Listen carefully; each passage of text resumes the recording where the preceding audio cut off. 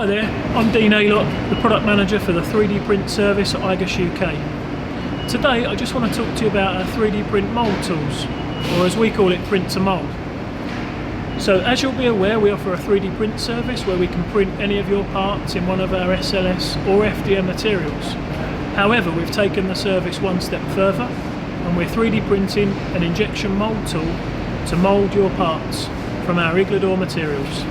Any of our Iglador materials, I might add. So this enables some mid-production, sort of 250 pieces there or thereabouts, depending on the igus material you use. Higher temperature materials wear out the tools quicker. To get around that problem, we've started to 3D print a steel tool. This gives us higher volume, keeps the part price low and keeps the parts within tolerance for longer. For more information on this service, please check out this webpage.